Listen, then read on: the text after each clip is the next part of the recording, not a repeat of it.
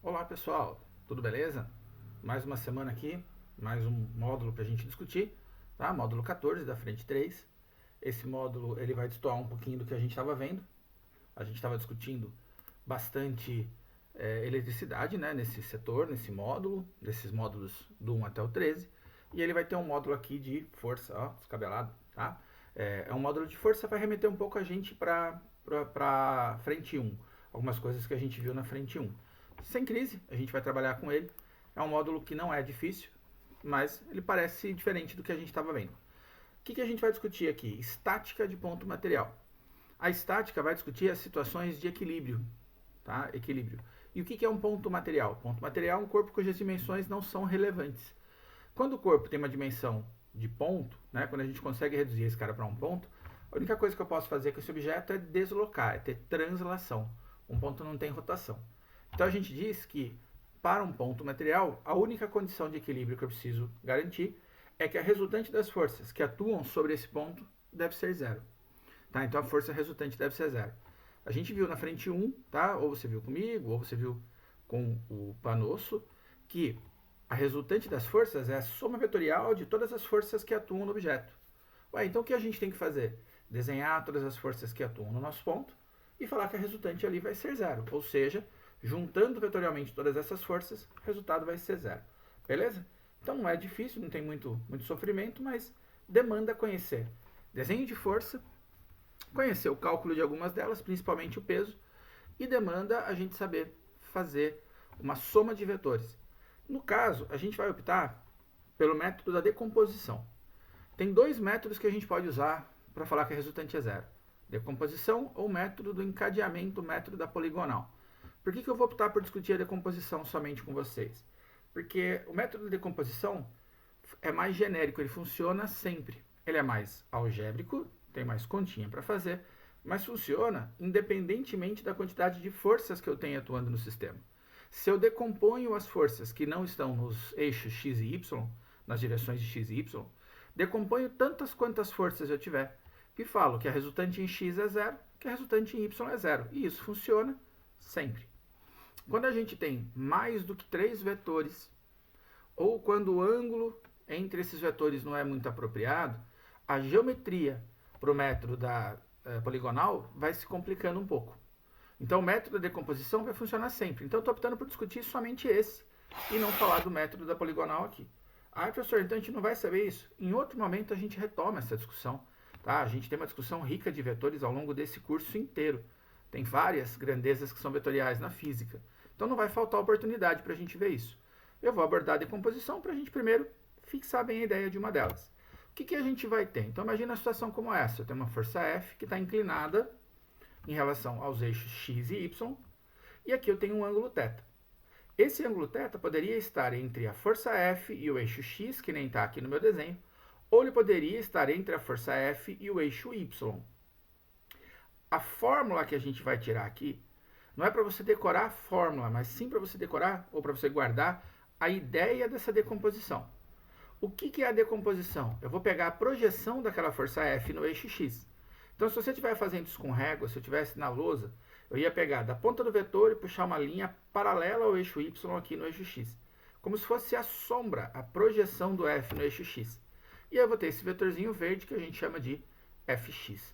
E a mesma coisa eu vou fazer no eixo y. Eu puxo a sombra do vetor lá no eixo y e eu vou ter o fy. A decomposição, ó, de certo modo, ela é o inverso, não matemático, né, mas do ponto de vista de vetor, o inverso do Pitágoras. Se eu te desse um vetor no eixo x e um no eixo y e quisesse achar o resultante, eu conheceria os dois lados aqui, faria um Pitágoras e acharia o f. A pergunta é o contrário. Qual é o vetor fx, qual é o vetor fy, que somados dão um f que eu conhecia. Então, a partir desse f inclinado, eu acho os seus dois componentes. Esse vetor fy, ele encaixaria exatamente nessa posição que eu estou mostrando, de frente para o ângulo θ. O fy cabe exatamente aqui. E aí eu montaria um triângulo retângulo, em que o fx é o cateto vizinho do ângulo, neste caso, vou fixar isso, neste caso ele é o vizinho do ângulo, e o fy é o cateto oposto ao ângulo.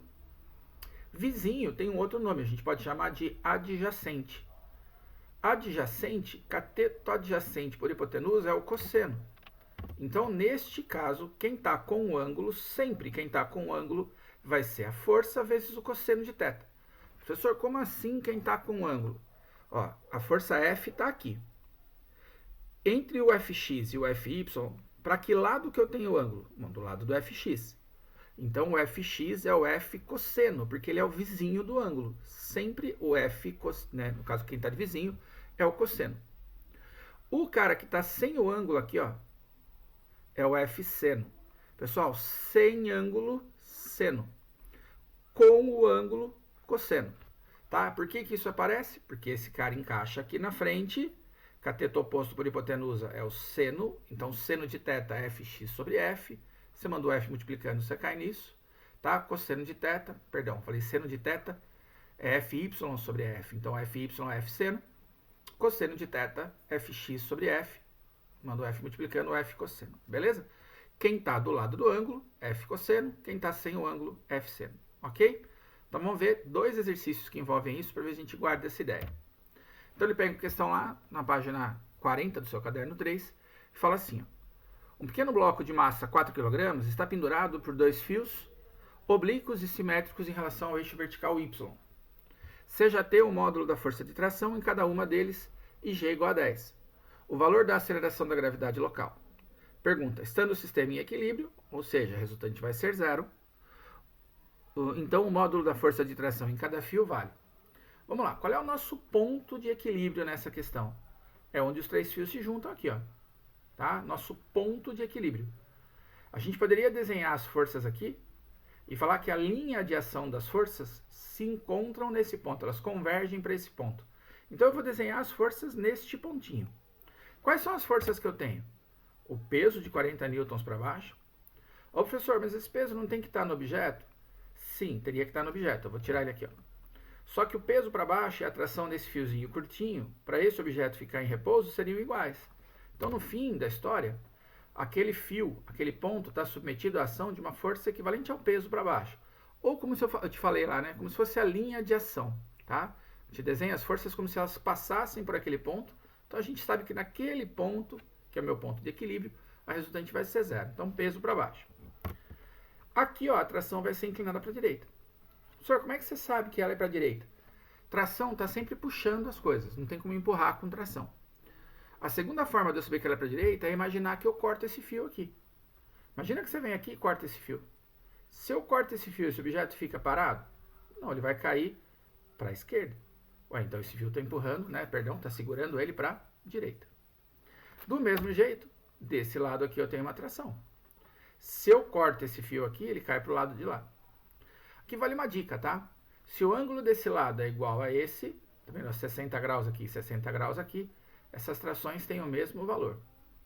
Se os ângulos fossem diferentes, eu ia ter que chamar de T1 e T2, tá? Se os ângulos fossem diferentes, elas seriam diferentes.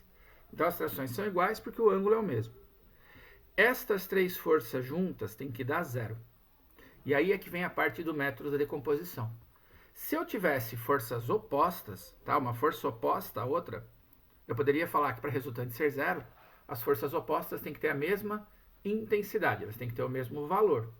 Só que aqui eu não tenho forças opostas, né? Cada uma delas está inclinada em relação à outra.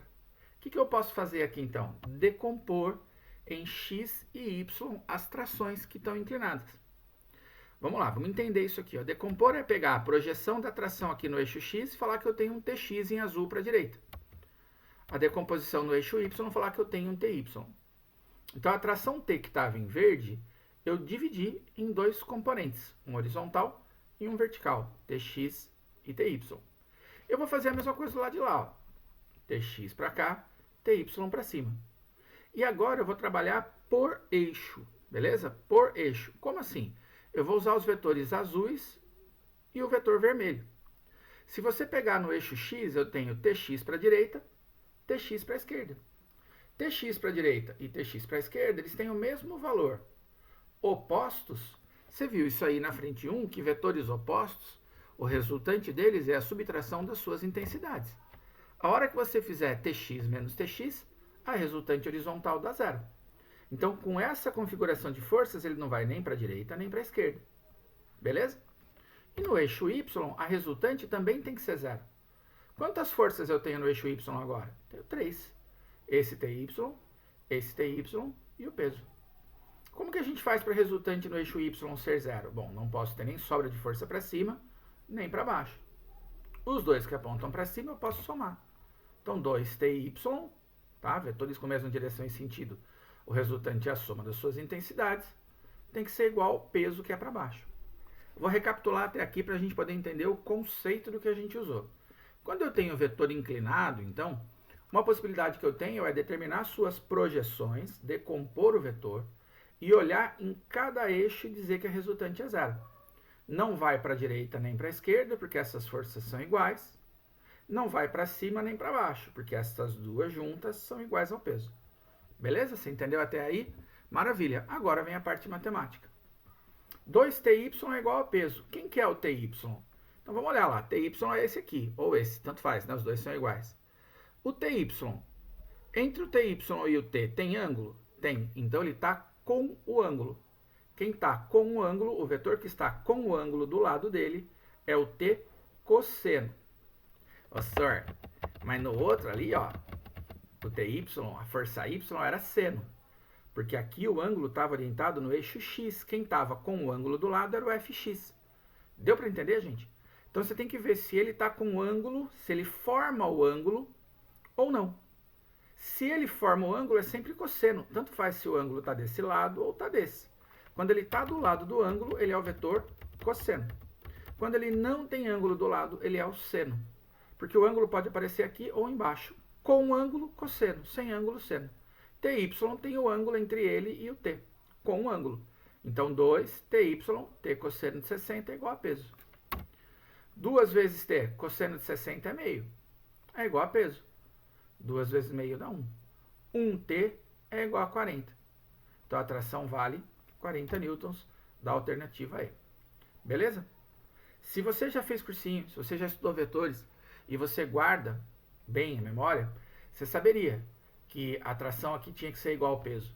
Porque eu tenho 3 vetores, né, as duas trações e o peso, tá, separados por ângulos de 120 graus. Ó, 120 graus aqui, 120 graus aqui, 120 entre as duas trações. A única possibilidade de eu ter 3 vetores separados por 120 graus dando zero é que os 3 tenham o mesmo valor. Então a gente podia ter marcado 40 direto. Professor, então por que você fez tudo isso?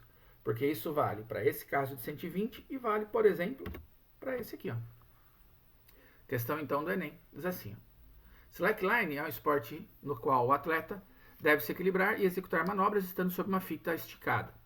Para a prática do esporte, as duas extremidades da fita são fixadas de forma que ela fique a alguns centímetros do solo.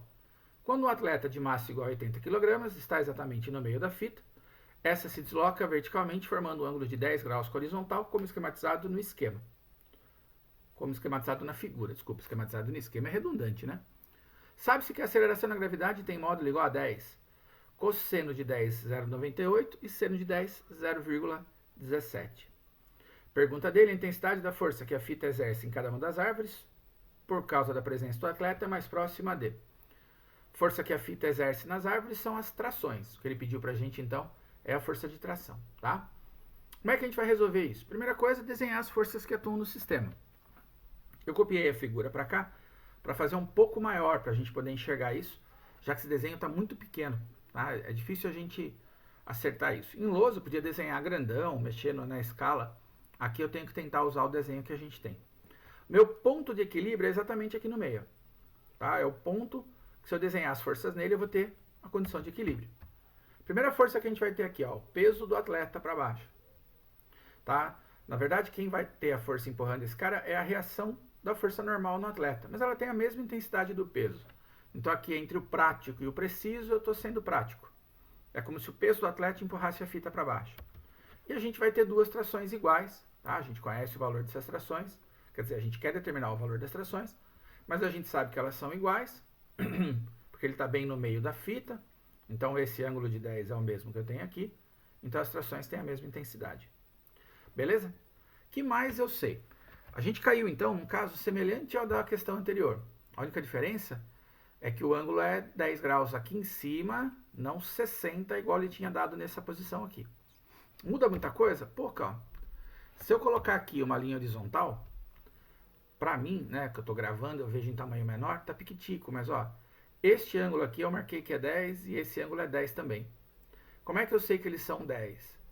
Isso aqui é o eixo X e essa linha vermelha também era eixo X. Então eu tenho duas paralelas cortadas por uma transversal, que é a direção da corda. Este ângulo e esse aqui, eles se chamam alternos internos. Então este ângulo pequenininho aqui dentro vale 10 e esse vale 10 também. Tá? Então eu conheço esses dois ângulos. Por que eu fiz isso? Para determinar as projeções. Ó. Puxei a sombra, né, das duas trações no eixo X, fiquei com TX e TX. Novamente, ó, TX para um lado, TX para o outro, o resultante dessas duas forças é nulo. Tá? Uma menos a outra dá uma resultante zero no eixo horizontal. Então ele não vai andar, a corda, né, não se desloca nem para a direita nem para a esquerda, por isso está em equilíbrio. E na vertical, eu vou ter duas trações TY para cima. Tá? 2TY para cima aqui. Um pedacinho desse cara na projeção, outro pedacinho desse. Beleza? Esse desenho, ele é igual ao desenho anterior com uma única diferença. O ângulo está em outra posição. E é outro valor, claro. Como aqui está muito tumultuado para a gente ver, ó, eu desenhei separado para ver se fica mais fácil da gente enxergar o que a gente tem. Então, as trações inclinadas, o peso, quando a gente decompõe, ficou com TX, TX, TY e TY. Repara que o ângulo agora está com o eixo X, ó. O 10 graus está no eixo X, não está mais no Y. Beleza? Ué, então quem que é o T cosseno aqui? Cosseno é quem está com o ângulo do lado. Quem está com o ângulo do lado é o eixo X. Então o TX é T cosseno de 10. E o Y? O Y não tem ângulo entre ele e o T. Então o Y é o seno. Sem ângulo seno com ângulo cosseno. Por que eu estou insistindo com isso para você? Que é para você não decorar a fórmula errada e fazer bobagem. Vamos lá. No eixo X, a resultante X é zero. E ela é, né? TX de um lado com TX do outro dá zero. Nem preciso mexer com esse cara. No eixo Y, a resultante em Y também tem que ser zero. Eu tenho duas trações Y para cima. Igualzinho à questão anterior. Ó, 2TY é igual ao peso. Então, 2 vezes T, seno de 10. Ô, professor, mas na outra você usou cosseno. Na outra, o ângulo que eu conhecia estava entre TY e T. Então, TY estava com o ângulo, cosseno. Nessa, o ângulo está no X, ó. TY está sem o ângulo. Então, 2T, seno de 10 igual ao peso. O seno de 10, 0,17 que ele deu no texto. 2 vezes 0,17 dá 0,34, que eu posso mandar dividindo. Então, a tração T, 800 dividido por 0,34. Dá 2.352. Deixa eu tirar minha cara daqui, ó. Pronto. Tá, 2.352. 2.352, aproximadamente 2.400. Se eu coloco a vírgula depois da primeira casa, que não é zero, 2,4 vezes 10 a terceira. Que dá a alternativa D de Dua Lipa, a Anitta, na Inglaterra. Beleza, pessoal? Então, basicamente, você vai fazer isso. Você pega os vetores inclinados, traça o eixo XY pontilhado, coloca as projeções deles, decompõe essas forças, né, nessas projeções, e aí, se o seu vetor que você está tentando decompor para escrever a equação tem um ângulo entre ele e o T, entre ele e a força inclinada, ele é o cosseno. T cosseno, F cosseno. Se não tem um ângulo, é o F seno. Belezinha? Legal. A questão seguinte, que é a questão 3, ela é uma questão de rodana móvel. De novo, né, é uma questão, dá certo trabalho para resolver e tal, e ela está com o desenho muito apertadinho aqui. Então aqui no canal, né, eu estou postando esse vídeo no canal, a gente vai ter um outro vídeo que está aberto, está público. Tem muito vídeo aqui que é fechado, né, que é só para a sala para onde está dirigida essa aula. E tem alguns pouquíssimos vídeos abertos por enquanto. Espero que nas férias eu consiga organizar e abra para ajudar quem está estudando sozinho nesse período de pandemia. Tem um vídeo de rodanas móveis aberto, com mais 2 exercícios de rodanas móveis. Eu sugiro que você dê uma olhada lá, uma das questões inclusive é do Enem. Eu acho que vai te ajudar a entender melhor o assunto. A questão aqui fala assim, ó. Um marinheiro utiliza um sistema de rodanas com o objetivo de erguer verticalmente um corpo de 200 kg de massa com velocidade constante conforme figura abaixo. Considerando-se a aceleração da gravidade local com módulo igual a 10 metros por segundo ao quadrado, pode-se afirmar que a intensidade da força exercida pelo marinheiro no cumprimento dessa tarefa foi D. Esse tipo de questão de rodana móvel é muito legal. Tá? A gente vai fazer essa e aí eu sugiro que você veja, tá, mais 2 questões mesmo nesse canal, no meu canal que está aberto. de rodana móvel, lá um vídeo público bem tranquilinho, bem gostosinho de ver. Quando o homem puxa o fio, a força que ele exerce de um lado do fio é integralmente transmitida para o fio inteiro. Como assim, professor? O fio ele é chamado de fio ideal, então ele tem massa zero, ou que se aproxima de zero. Quando ele exerce uma força de um lado, toda a força que ele exerce vira tração. Tá? Em fios ideais isso acontece. Então, se ele puxar com uma força F aqui para baixo, em todo esse fio aqui, ó, tá? Todo esse fio é o mesmo fio, que é o que ele está puxando, ó. Em todo ele vai aparecer uma força F. Eu não vou desenhar as forças nessa rodana de cima. Por quê? Porque por mais força que você exerça aqui, ela está fixa. Ela está travada lá no alto. Então, não vou desenhar a força nela. Mas estas três aqui, ó, são rodanas móveis. Quando você puxa o fio, essa rodana sobe, essa sobe, levando o peso junto com ela. Então eu vou desenhar as forças nessas rodanas. Na rodana 1, que eu pus o número aqui, pois essa eu vou chamar de 2 e essa de 3. A fixa, ela só inverte o sentido da força. Ele puxa para baixo e ela faz essa rodana ser, né, puxada para cima. Na rodana 1, então, como o fio passa pelos dois lados dela, aparecem duas forças equivalentes a que ele puxou aqui, tá? Que seria o que valeria igual a tração. Uma desse lado e outra desse. Ai, professor, por que aparecem duas forças? Você já carregou uma sacola de supermercado na sua mão, tá? E aí você vai lá e passa a mão aqui, né? Enfia a mão na alça da sacola e fica uma marca no seu dedo, tanto no indicador quanto no mindinho, né? No menorzinho de todos aqui. Por quê? Porque a alça da sacola puxa dos dois lados para baixo, né? No caso, o peso dela está para baixo ali, tá? Então ela puxa a sua mão para baixo. Aqui, o que seria equivalente à alça da sacola é o fio, né? E em relação à rodana, ele está virado aqui para cima. Então ele vai puxar a rodana para cima, exercer duas forças para cima, F iguais. Beleza? Quando ele fala para a gente que esse cara tem que andar com velocidade constante, é porque a resultante em todos esses elementos aqui vai ter que ser zero. Professor, por que a resultante é zero? Princípio da inércia, que vocês viram na frente 1. Se um móvel está em movimento retilíneo e uniforme, né, a rodana sobe em linha reta com velocidade constante, a resultante nela tem que ser zero. Como é que eu zero duas forças F para cima? Bom, com uma força 2F para baixo. Então essa primeira rodana, ela tem 2F sendo puxado para cima. Beleza? Ah, professor, força F qual que é? A força que este cara exerceu. Por que aparece 2? Porque tem fio dos dois lados dela. E uma força 2F para baixo, porque aí a resultante nela vai ser zero e ele sobe com velocidade constante. Na rodana 2, então, eu vou ter duas forças 2F aqui, ó, porque ela tem fio dos dois lados. 2F desse lado e 2F desse. Professor, por que essa força é 2F? Porque este fio que liga a rodana 1 até essa parte aqui é o mesmo, ó. Em todo esse fio, a tração vale 2F. Então, 2F para cima, 2F para cima aqui também. 2F com 2F dá 4F para cima. Ué, então, aqui no meio da rodana 2, para ela subir com velocidade constante, para ela ter resultante zero, eu preciso de uma força 4F para baixo. 4F para cima com 4F para baixo, zerou. Neste fio aqui onde tem o 4F, ó, tá? Em todo esse fio onde tem o 4F, a força vale 4F. Nessa rodana 3, então, ela vai aparecer duas vezes, ó. Uma vez desse lado e uma vez desse. Por quê? Porque o fio passa pelos dois lados dela. Então eu tenho 4F aqui e 4F aqui. E essa rodana estaria submetida ao peso para baixo. Se a massa é 200, o peso vale 200 vezes G, que é 10, 2.000.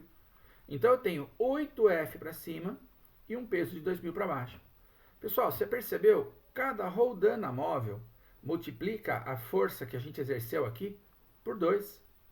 Cada rodana móvel multiplica a força por 2. Essa a gente não conta porque ela está fixa. Mas essa aqui, ó, multiplicou por 2, dá 2F. Essa multiplicou por 2, 4F. Essa multiplica por 2, dá 8F para cima. Cada rodana móvel multiplica a força aplicada por 2. O que vai rolar então para nós? Como o corpo sobe com velocidade constante, a resultante tem que ser zero. Se a gente considera a rodana e o peso 3 aqui, a rodana 3 e o peso como uma coisa só, esse objeto tem que subir com resultante zero. Então, as forças para cima, 8F, tem que ser iguais ao peso que está para baixo. 8F é igual a P. F é igual a peso, 2.000 dividido por 8. O F dá 250, cuja alternativa é B. Belezinha? Dá uma pescada no vídeo que tá aí, porque no vídeo o desenho tá um pouco mais espalhado, tá? A distribuição da força tá um pouco mais espalhada, tá mais fácil da gente ver aonde estão as forças. E ali eu te dou uma fórmula para isso. Eu falo assim, ó, a força F que a pessoa vai exercer vai ser multiplicada por 2 elevado a N, em que N é o número de rodanas móveis.